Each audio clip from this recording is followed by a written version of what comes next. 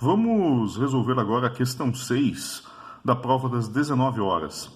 Ela fala de um conjunto de 3 capacitores idênticos na mesma diferença de potencial. O que significa isso? Se os 3 capacitores são idênticos, estão na mesma diferença de potencial, significa que eles estão em paralelo. Tá? Então vamos fazer um desenho disso. Na primeira linha do enunciado, nós já descobrimos isso aqui. Nós estamos trabalhando com 3 capacitores idênticos, né?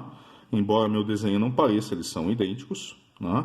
Nós temos 3 capacitores idênticos, onde a diferença de potencial entre as placas é a mesma, ou seja, eles estão ligados numa fonte. Né?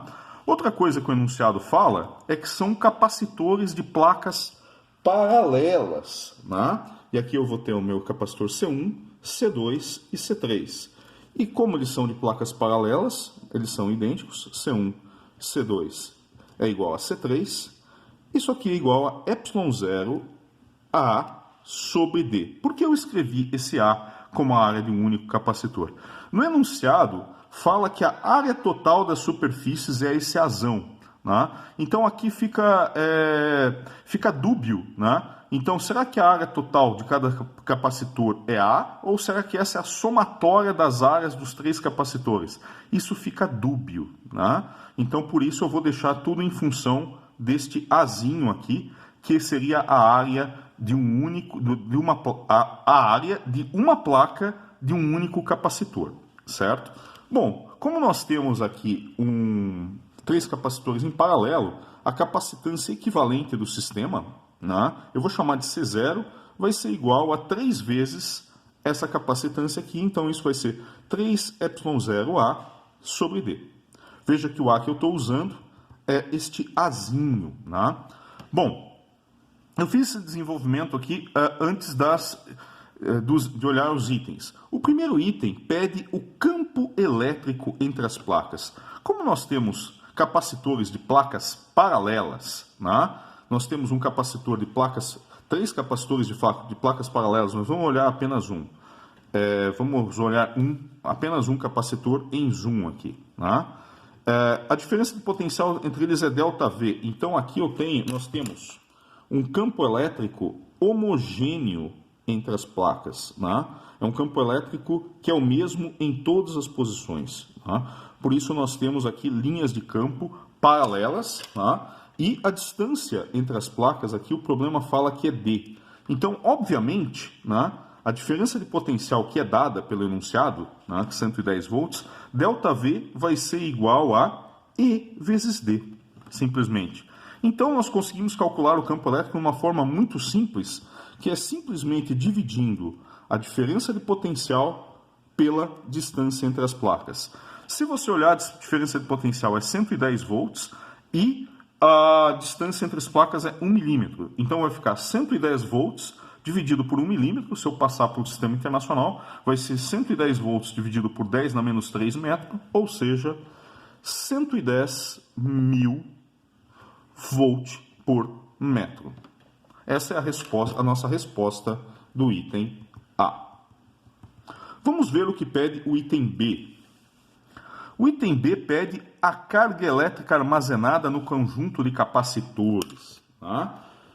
Para o item B, basta a gente lembrar o seguinte, que obviamente aqui eu vou ter uma carga mais Q3, mais Q2, mais Q1, aqui eu tenho menos Q1, menos Q2, menos Q3. O que ele está querendo falar com carga elétrica total é a carga elétrica positiva nas placas, que é Q1 mais Q2 mais Q3. Ou, como nós já temos a capacitância equivalente, basta nós lembrarmos que esse C0 vai ser igual a Q0, né, dividido por ΔV. Por que eu estou usando esse símbolo zero? Porque a distância entre o espaço entre essas placas é o vácuo. Então, se eu aplicar isso aqui, Q0 sobre ΔV, C0 igual a Q0 sobre ΔV, eu encontro que Q0 vai ser esse C0 aqui, 3ε0A, Azinho sobre D, vezes a diferença de potencial ΔV. Né? Não vou calcular numericamente, porque nós temos dúvida em relação a essa área, né? das placas do capacitor. Eu chamei Azinho a área de uma placa de um único capacitor. Né? Fiquei na dúvida o que o autor da questão quis chamar de azão. Né? Bom, vamos lá para o item C. O item C começa a ficar mais interessante. O item C pede a energia eletrostática total armazenada. Né? Se nós sabemos a capacitância e sabemos a diferença de potencial, né? A nossa expressão para energia armazenada a gente pode escrever em função da capacitância e da energia potencial ou da carga. A gente já sabe a carga aqui. Né? Isso aqui vai ser meio de Q0 vezes ΔV. Certo? Então, essa é nossa resposta. Né? O item D. O que pede o item D? O item D é mais bacana, porque olhem só o que o enunciado fala. Até o item C, a gente estava considerando que o espaço entre as placas era o vácuo. O que o item D fala? Para a letra D e E, considere os capacitores mantidos no mesmo potencial VE. Ele está chamando VE, eu estou chamando de ΔV. E o espaço entre as placas é preenchido por um material isolante de constante dielétrica K. O que acontece quando a gente coloca um material dielétrico? Bom, existem duas possibilidades. Se eu não tiver uma fonte aqui mantendo a diferença de potencial, a carga vai ser mantida, mas não é esse o caso. Ele diz que o ΔV, que é igual, ele está chamando de VE, é mantido constante. Então, ΔV igual a VE é mantido constante. E é introduzido um material dielétrico de constante K igual a 8. Né? O que vai acontecer com a diferença de potencial? Com a diferença de potencial, nada, ela é mantida. O que vai acontecer com o campo elétrico ali dentro? Nada, ele é mantido. Mas o que acontece quando nós introduzimos o dielétrico? Para manter essa diferença de potencial aqui, né, o que acontece é que a carga aumenta por um fator K. Né? Então, a carga vai ser, como esse K é igual a 8, vai ser 8 vezes aquela carga que a gente tinha calculado para o capacitor o espaço entre as placas é o vácuo. Então, a carga elétrica aumenta por um fator 8. E o item E pergunta o que acontece com a energia armazenada. Veja que pela expressão da energia armazenada, ela é meio de Q ΔV.